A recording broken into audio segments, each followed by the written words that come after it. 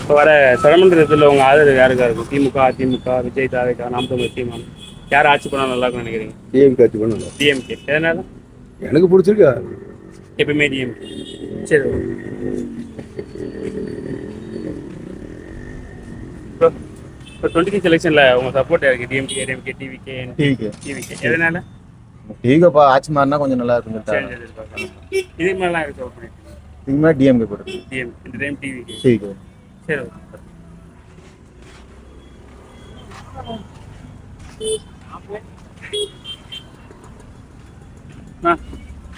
26 எலெக்ஷன்ல உங்க சப்போர்ட் யாருக்கு? DMK, ADMK, TVK, NTK?